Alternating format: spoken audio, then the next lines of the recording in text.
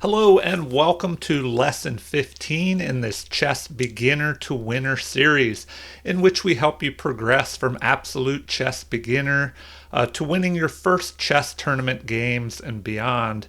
And today I will take a break from random teaching lessons on specific chess subjects, and I will go to a lesson involving the first and second world chess champions. So today we will talk about Steinitz and Lasker. So Wilhelm Steinitz was the first official world chess champion from 1886 to 1894. And then he was defeated by Emanuel Lasker in 1894. And Lasker would hold the title all the way until 1921 for, 27 years before he was defeated by Capablanca, who was the third world chess champion. And I'm going to bring up, and discuss these players because one way to develop your chess and improve is to look over games of the past champions. And you can even find a sort of a hero to emulate your games off of. If you like their playing style, you can kind of learn from them and try and improve. And I read a story where Bobby Fischer, his one of his first chess teachers, assigned him a lesson, I guess you could call it, a study plan to go over 100 games of each of the previous world champions. And so, Bobby Fischer worked his way through 100 games of all these previous world chess champions, and I'm sure he learned quite a bit. All right, so this game we're going to go over today, it takes place in it's the World Championship match in 1894. In that, Lasker defeated Steinitz to become the second world chess champion. So let's take a look here.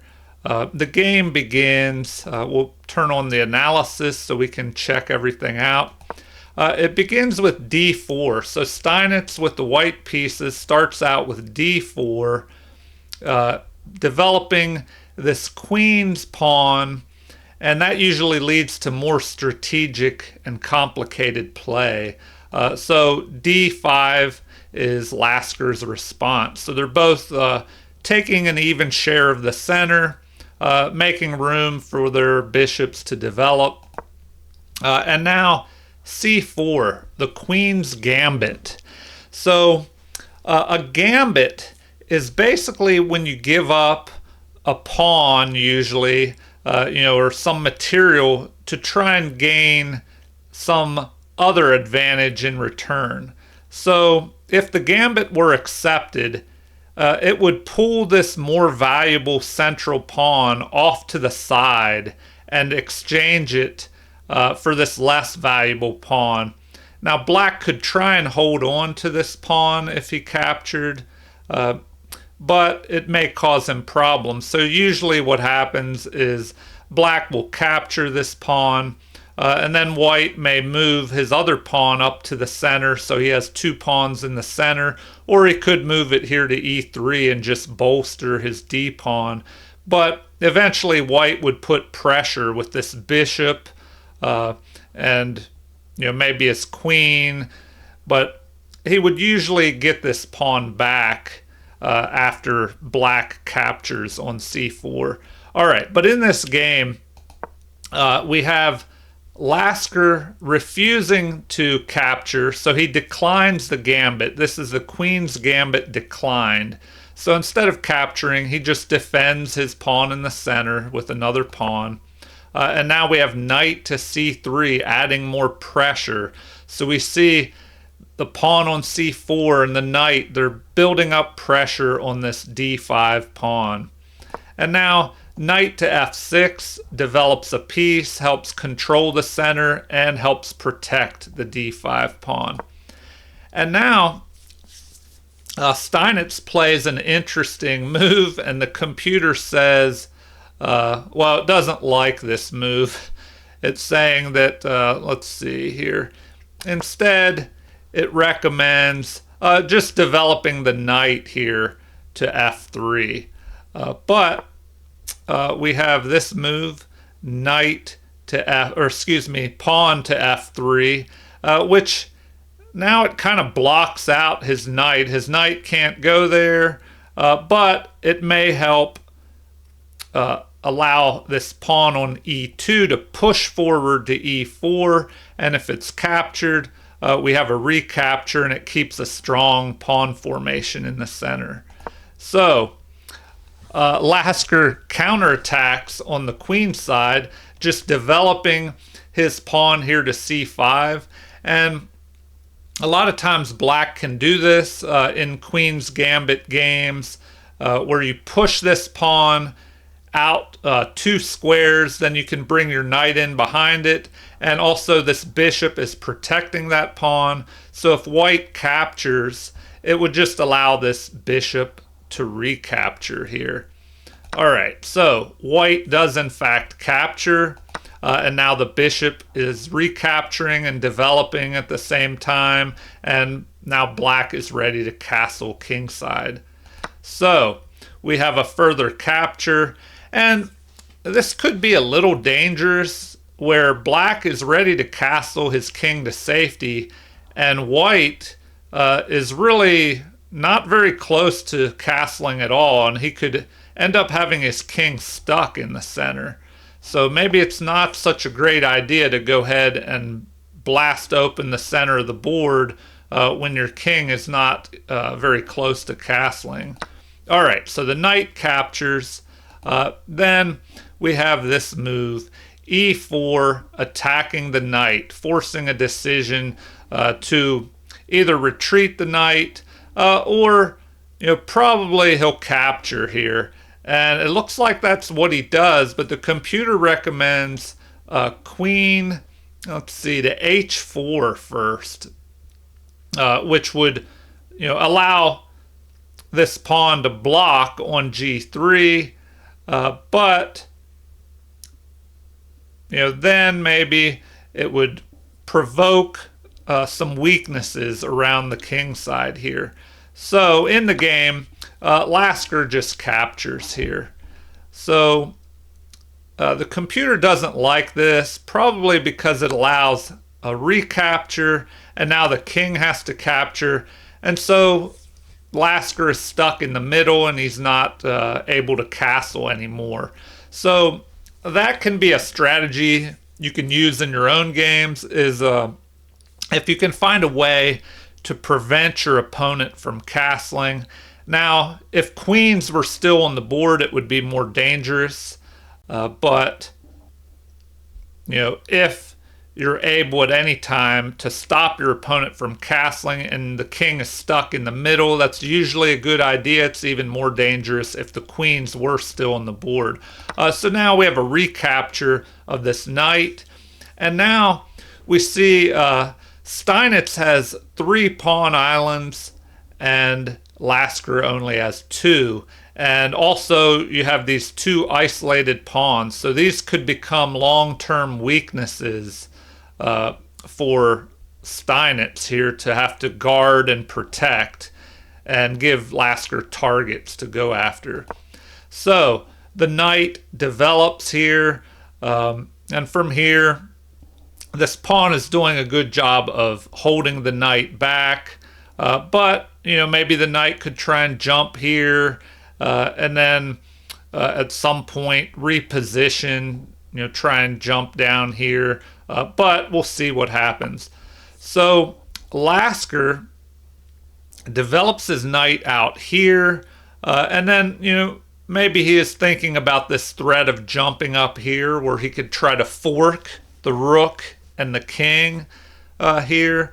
So Lasker goes ahead and just brings his king all the way over to here. So that's interesting. The computer is not sure about that move. Instead, it recommends king to e7, just moving into the center of the board and preventing the knight from being able to jump to g5 and then capture this pawn. So the king moves over there, and then the knight jumps back towards the center, because remember that old saying, a knight on the rim is dim. Usually you don't want to leave your knight on the edge of the board where it's kind of limited in its options.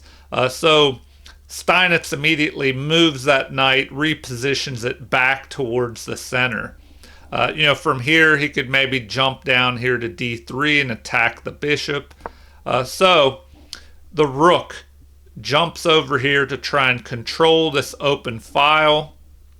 And now we have the knight jumping down and, as I said, attacking the bishop here. So the bishop retreats, but now in retreating back here to d6, the bishop is controlling both of these diagonals where the knight could jump to. So pretty much this bishop is locking down this knight. The knight cannot move forward because of this bishop. If he tried to jump here, the knight could capture, the pawn would recapture, and the bishop would capture a pawn. So, this knight is kind of stuck here.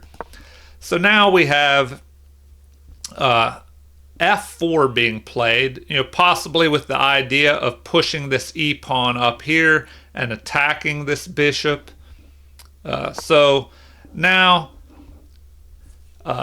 Lasker, he just kind of ignores what Steinitz is doing over here, moves this pawn, possibly to allow his bishop, which is blocked in here by a central pawn. So it's a bad bishop that's on the same color squares that his central pawn is.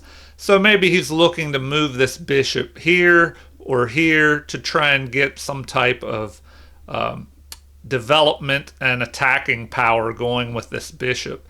All right, so we have knight to f2, retreating back here, maybe to prevent the bishop from developing here, because now it would just be captured. So it looks like Lasker plays bishop to c5, and the computer does not like that move. Instead, it prefers e5, taking an equal share in the center. The f-pawn could capture, but that would help pull Lasker's pieces forward, and Steinitz would be left with an isolated pawn. So that's what the computer wants. Well, now the computer is even saying f6, which would help prepare this push forward of the e-pawn. All right, so instead, Lasker puts this bishop on a nice, kind of an open diagonal here, attacking the knight. But usually you want to keep your bishop pair and not trade one of your bishops for a knight in general.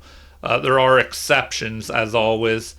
So now Steinitz plays bishop to e2, developing his other bishop. But the computer, once again, is not so sure about that move. Instead, it likes knight to d3, attacking black's bishop.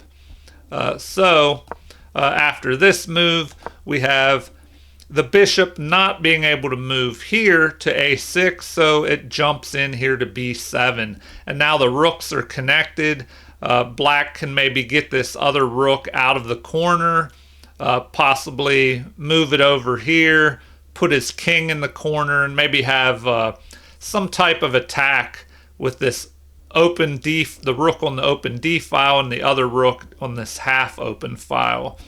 All right, so now the knight does jump forward, attacking the bishop. So the bishop retreats to hold the bishop pair, and now Steinitz presses his pawns forward, trying to get some type of play, some type of activity here. So instead of trading off pawns, Lasker moves forward to gain an equal share in the center. But on the king side, now this pawn is advanced, and so Steinitz does have extra room for his pieces over here on the king side. And he decides to move a bishop up here attacking the rook. And the computer, of course, doesn't like that either. It prefers just bishop to e3, centralizing the bishop where it can attack the queen side and keep an eye on the king side as well.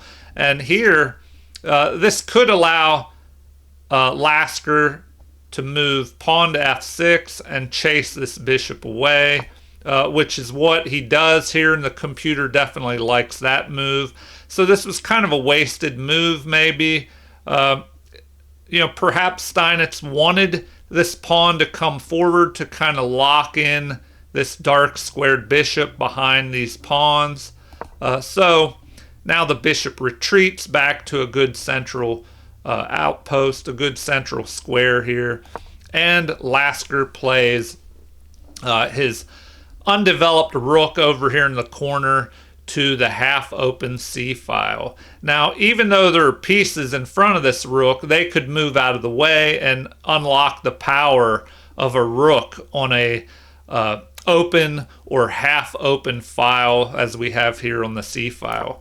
So now, castling queenside by Steinitz, which places the rook here on this open file, perhaps to start fighting for this open file. All right, the king moves into the corner, starting to unlock the other rook, and now the knight retreats back. So Steinitz must be trying to trade down material. And here, an interesting move, and the computer really likes this move. The knight jumps forward, and the pawn cannot capture, as we see, because this rook is pinning the pawn to the king, so it would be illegal to capture with the pawn. So what does Steinitz do? He captures with the bishop, giving up his bishop pair. So now we have a recapture, and now the pawn is attacking here. And once again, remember, this pawn cannot move. It can move forward, I guess, but then it would just be captured. So now, this could cause problems for Steinitz here. So we have the bishop moving over here, capture of the pawn, and so now Lasker goes ahead in material, and he has this far advanced passed pawn here. And now Steinitz decides to try and get counterplay over here on the king side, but Lasker jumps in with his bishop, checking the king, and he will be able to move this bishop here to b2 and help really protect and fortify this pawn on c3 here.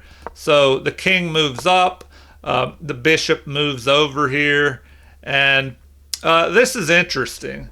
So the bishop moves here. The computer does not like that so much. It prefers, let's see, rook to d4 here.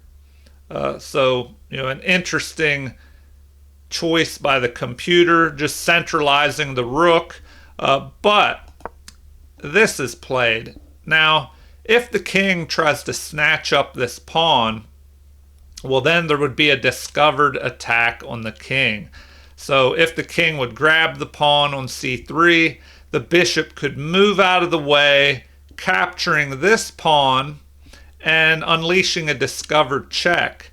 And then the king would have to take care of that problem by this check, and the bishop would be able to possibly go down here and capture a rook. So white cannot capture this pawn. So he moves over, attacking the bishop. The bishop, instead of moving down here, retreats back and attacks an unprotected knight. The knight retreats. So now the bishop moves over here, really restricting the moves available to this knight. The knight is trapped on the edge of the board here, and the bishop has it on lockdown, basically. So the bishop moves here to blockade this pawn to prevent it from pushing forward and trying to promote.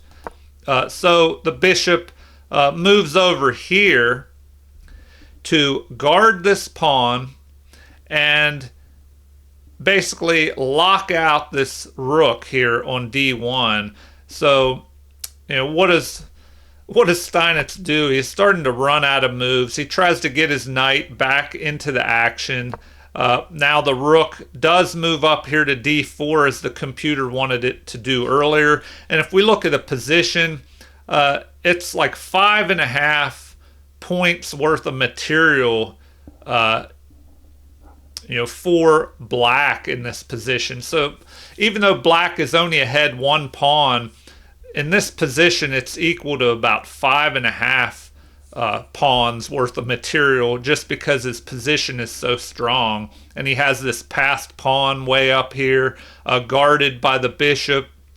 His rooks are dominating here, and this bishop here is keeping an eye on this pawn. And it looks like now the bishop and the rook are both piling up on this. So the king moves over to the side here, and it looks like the computer, it says that's the second best move, but it would prefer the rook just go ahead and capture here on d2 to get rid of that bishop. But the king moves over to a3, and now the bishop is retreating back here to unleash this other rook. And so the knight tries to jump up here, and now we have capture of the pawn. The knight moves out of the way, unleashing a discovered attack on the unprotected rook here. So the rook just moves back over, and now we have the bishop repositioning, trying to get a better position, help guard this pawn. Maybe from here the bishop can reposition up here and attack the rook. So what does Lasker do? He starts marching his pawns down here towards the king, attacking the knight. The knight retreats. The next pawn moves down. And in this position, Steinitz resigned because there's a very dangerous attack forming here. So the threat is to just push this pawn forward. And if the knight were to capture, the other pawn could capture, would be guarded by the rook, and it could lead to a checkmate. So the computer says that, let's see, the game may have continued with bishop to e6 attacking the rook, and then check, attacking the king. And now the king has a little escape hatch where he can try and move over here. So if he would move over to here, though, he would still be a goner, because the pawn would just push forward and it would be protected by this bishop and it would be mate. So it looks like white is forced to give up his knight here. And then after capture, we have the king moving. And at this point, black would just be ahead in material, and maybe the game would continue on with this rook that was under attack moving over. And it looks like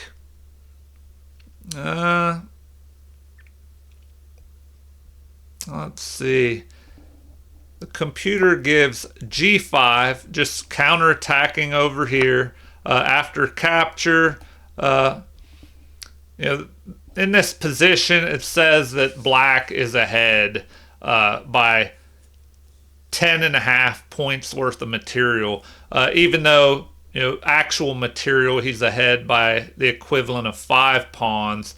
But with this material advantage, these players are at such a high level that Lasker would have been able to win. And so Steinitz just resigned instead of playing further. But one thing I'd like to mention, when you're trying to improve at chess, often it's a good idea to go over games of these past masters. Especially if you're a beginner, look at a lot of games back in the 1800s. They're less complicated than the modern games, especially now when they use computers to come up with really wild and crazy moves. Sometimes even chess masters can have a little bit of trouble figuring out what exactly the computer is thinking in certain positions. So take a look at these old games from the 1800s, even the 1700s, and just see what you think. They're a little easier to follow, and so you can, just do a review on some of these games, see if there are any past chess masters that you really like their playing style, and then you can try and copy their playing style. Try some of the openings that they play and just see how it works out for you. All right, well, I hope you enjoyed this lesson 15, Steinitz and Lasker, the first and second official world chess champions.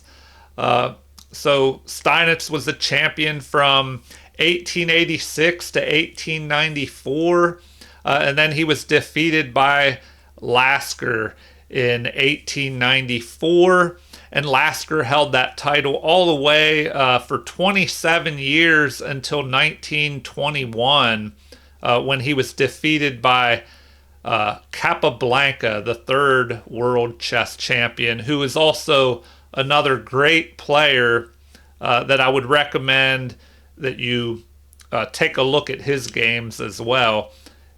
All right, everybody. Well, I hope you enjoyed this video, and if you have, please like and subscribe, and also feel free to leave any comments or suggestions or any requests if there's something that you would really like to see in future lessons and future videos. So thank you, everyone, and have a super chess day.